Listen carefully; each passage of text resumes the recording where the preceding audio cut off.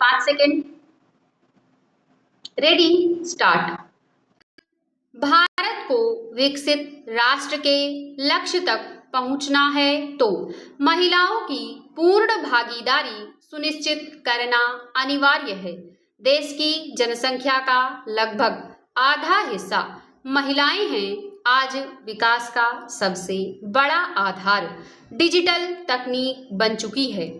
शिक्षा, बैंकिंग, स्वास्थ्य, सरकारी योजनाओं का लाभ, रोजगार, उद्यमिता और सामाजिक सहभागिता, लगभग हर क्षेत्र डिजिटल माध्यमों पर निर्भर होता जा रहा है।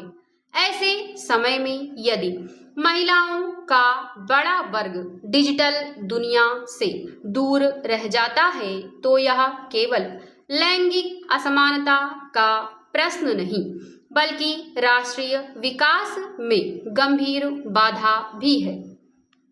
आज भारत डिजिटल क्रांति का नेतृत्व करने का दावा करता है।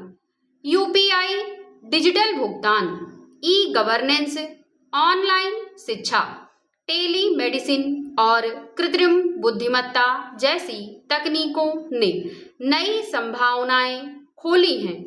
इसके बावजूद डिजिटल सुविधाओं तक महिलाओं की पहुंच पुरुषों की तुलना में कम है। विशेषकर ग्रामीण क्षेत्रों, छोटे कस्बों, आदिवासी इलाकों और आर्थिक रूप से कमजोर परिवारों की महिलाएं आज भी डिजिटल संसाधनों से पर्याप्त रूप से नहीं जुड़ सकी हैं। यह स्थिति बताती है कि तकनीकी विकास तभी सार्थक होगा जब उसका लाभ समाज के अंतिम व्यक्ति, विशेषकर महिलाओं तक पहुंचे। डिजिटल समावेशन का अर्थ केवल मोबाइल या इंटरनेट उपलब्ध करा देना नहीं है। इसका वास्तविक अर्थ है महिलाओं को डिजिटल उपकरणों का सुरक्षित, आत्मविश्वासपूर्ण और प्रभावी उपयोग करने में सक्षम बनाना। जब कोई महिला ऑनलाइन शिक्षा प्राप्त करती है, डिजिटल बैंकिंग करती है, सरकारी योजनाओं के लिए स्वयं आवेदन करती है, अपने उत्पादों का ऑनलाइन विपणन करती है या टेलीमेडिसिन के माध्यम से स्वास्थ्य सेवाएं प्राप्त करती है, तभी वास्तविक डिजिटल समावेशन संभव होता है।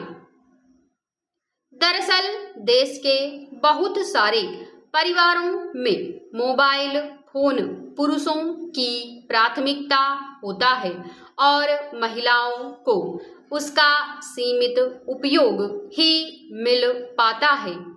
एक और बड़ा कारण डिजिटल साक्षरता का अभाव है। पढ़ी लिखी महिलाएं भी अनेक बार ऑनलाइन सेवाओं का सुरक्षित उपयोग नहीं कर पाती।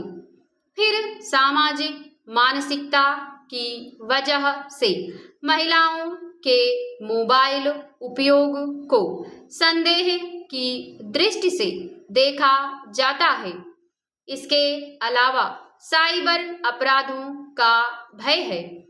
ऑनलाइन ठगी, फर्जीवाड़ा और साइबर उत्पीड़न के कारण अनेक महिलाएं डिजिटल माध्यमों से दूरी बनाए रखती हैं।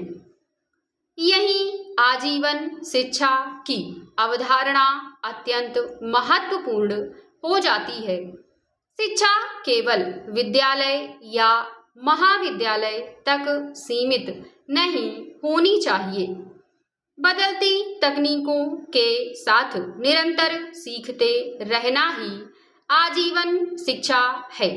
अगर प्रत्येक गांव, वार्ड और समुदाय में महिलाओं के लिए नियमित डिजिटल साक्षरता कार्यक्रम संचालित किए जाएं तो लाखों महिलाएं आत्मनिर्भर बन सकती हैं। स्वयं सहायता समूह, पंचायतें, महिला मंडल, पुस्तकालय, जन शिक्षण संस्थान, सामुदायिक शिक्षा केंद्र और विश्वविद्यालय इस दिशा में महत्वपूर्ण भूमिका निभा सकते हैं। सरकार ने प्रधानमंत्री ग्रामीण डिजिटल साक्षरता अभियान, digital India, common service centre, स्वयं पोर्टल और अन्य विभिन्न कौशल विकास योजनाओं के माध्यम से महत्वपूर्ण प्रयास किए हैं, जिनसे लाखों महिलाओं को लाभ मिला है। लेकिन यह प्रयास अभी पर्याप्त नहीं है। आज आवश्यकता ऐसी रणनीति की है जिसमें प्रत्येक ग्राम पंचायत में महिला डिजिटल शिक्षा केंद्र स्थापित हों। स्कूल और कॉलेजों के साथ साथ सार्वजनिक पुस्तकालयों को भी डिजिटल प्रशिक्षण केंद्र बनाया जाए। स्थानीय भाषा में प्रशिक्षण सामग्री विकसित की जाए। साइबर सुरक्षा का व्यवहारिक प्रशिक्षण दिया जाए ताकि महिलाएं आत्मविश्वास के साथ डिजिटल माध्यमों का उपयोग कर सकें। स्वयं सहायता समूहों को ई-कॉमर्स और डिजिटल विपणन से जोड़ा जाएगा। वरिष्ठ महिलाओं, दिव्यांग महिलाओं और हाशिए पर रहने वाले समुदायों की महिलाओं के लिए विशेष प्रशिक्षण कार्यक्रम संचालित किए जाएं। डिजिटल समावेशन केवल तकनीकी कार्यक्रम नहीं, बल्कि सामाजिक परिवर्तन का अभियान है। जब एक महिला डिजिटल रूप से सशक्त होती है तो उसका पूरा परिवार लाभान्वित होता है। वह बच्चों की शिक्षा, परिवार के स्वास्थ्य, वित्तीय प्रबंधन और सरकारी योजनाओं तक पहुंच में अधिक सक्षम बनती है। यही कारण है कि महिलाओं का डिजिटल सशक्तिकरण प्रत्यक्ष रूप से गरीबी उन्मूलन, गुणवत्तापूर्ण शिक्षा, बेहतर स्वास्थ्य, आर्थिक विकास और लैंगिक समानता जैसे अनेक सतत विकास लक्ष्यों को गति देता है। भारत के विकसित राष्ट्र बनने का सपना तभी साकार होगा जब देश की प्रत्येक महिला डिजिटल दुनिया की सक्रिय सहभागी बने।